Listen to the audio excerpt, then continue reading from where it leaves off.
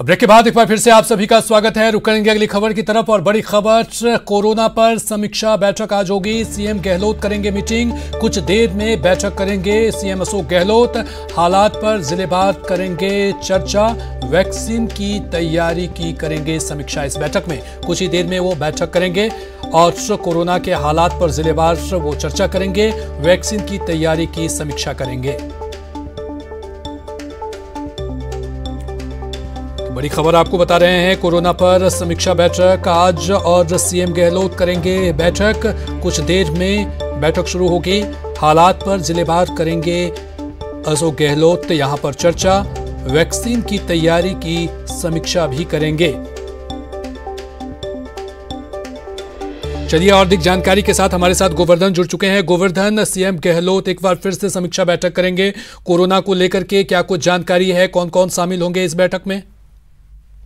को लेकर सीएम कुछ ही देर में बैठक करने वाले हैं। इसमें एक तो जो प्रदेश भर में कोरोना की स्थिति है उसका रिव्यू किया जाएगा, साथ ही जो बचाव के उपाय हैं, हेल्थ प्रोटोकॉल की पालना ग्राउंड पर हो रही है कि नहीं हो रही है, कंटेनमेंट जोन की क्या स्थिति है, इन सब बातों की समीक्षा के साथ साथ जो वैक्सीनेशन को लेकर के तैयारियां हैं, जो वैक्सीनेशन का पूरा जो सिस्टम है, अगर वैक्सीन आती है, क्योंकि आप जिस तरह की हर तरफ से खबरें आ रही हैं कि जल्द वैक्सीन आने की संभावना है, तो ऐसे में वैक्सीनेशन की तैयारियों को लेकर के पूरी जो चेन है वैक्सीनेशन की, इंफ्रास्ट्रक्चर की, उसका रिव्यू किया जाएगा। क्योंकि जयपुर में भी जो वैक्सीन है उसका ट्रायल चल रहा है और उसमें सुखद स्थिति ये है कि अभी तक किसी भी वॉलेंटियर के कोई साइड इफेक्ट सामने नहीं आए हैं। तो ऐसे में वैक्सीन की उम्मीद भी अब लोगों में बढ़ रही है और उसी हिसाब से सरकारी तंत्र है वो भी तैयारियों में जुटा हुआ है वैक्सीन को लेकर के। और सीएस की अध्यक्षता में एक कमेटी राज्य स्तर की मॉनिटरिंग के लिए बनी हुई है।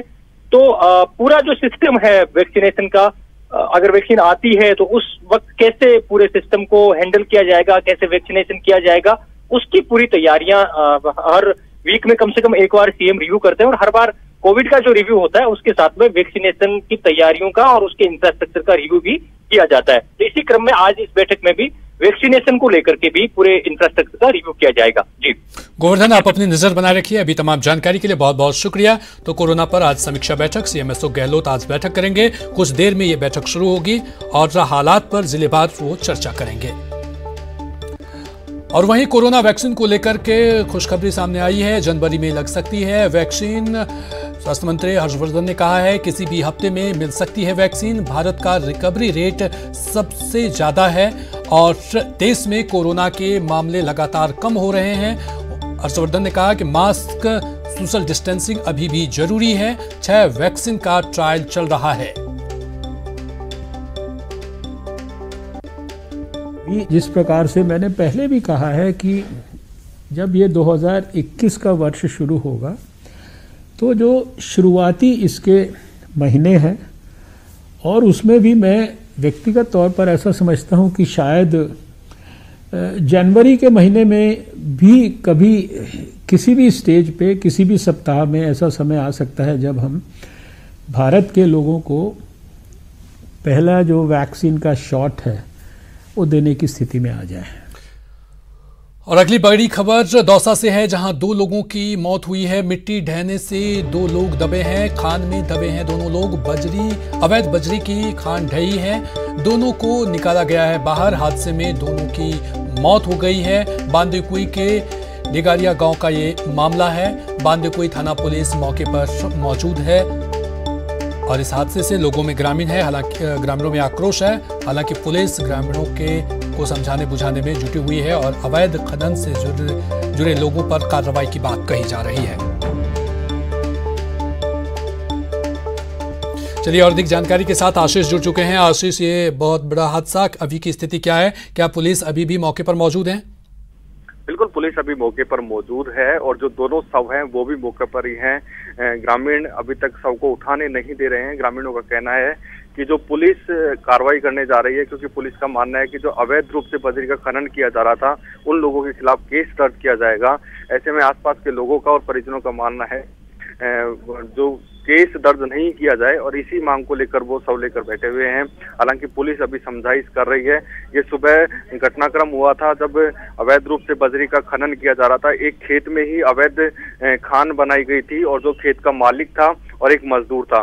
दोनों यहाँ पर अवैध रूप से बजरी का खनन कर रहे थे। तभी यह जो बजरी की अवैध खान है जो ढह गई और जिसमें दोनों नीचे दब गए। जब पुलिस मौके पर पहुंची और दोनों को रेस्क्यू करके बाहर निकाला, लेकिन तब तक दोनों की मौत हो चुकी थी। अब फिलहाल मौके पर काफी बड़ी संख्या में लोगों की भीड़ जमा है और पुलिस लोगों से समझाइश कर रही है कि पहले शव का अंतिम संस्कार करवाया जाए और उसके बाद में जो नियमानुसार कार्रवाई की जाएगी।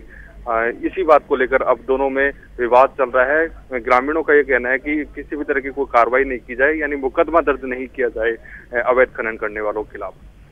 बहुत बहुत शुक्रिया तमाम जानकारी के लिए आशीष। तो दौसा में 2 लोगों की मौत, खान में दबे दोनों लोग, अवैध बजरी की खान ढही और उसमें 2 लोग दब गए जिनकी मौत हो गई।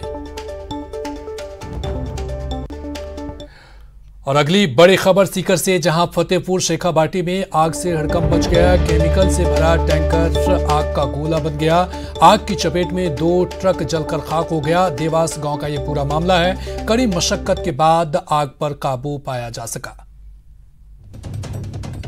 तो ये तस्वीरें हम आपको दिखा रहे हैं कि किस तरह से फतेहपुर शेखाबाटी में आग से यहां पर हड़कंप देखने को मिला। केमिकल से भरा टैंकर आग का गोला बन गया और आग की चपेट में 2 ट्रक जलकर खाक हो गया। हालांकि कड़ी मशक्कत के बाद आग पर काबू पा लिया गया, लेकिन तब तक 2 ट्रक जलकर खाक हो गया। ये पूरा मामला देवास गांव का बताया जा रहा है।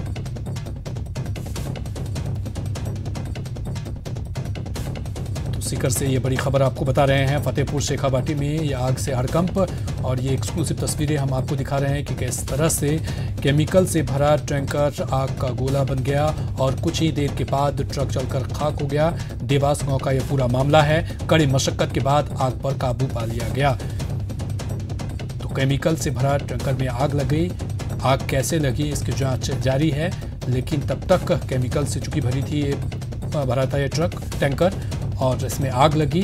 2 ट्रक जलकर खाक हो गए।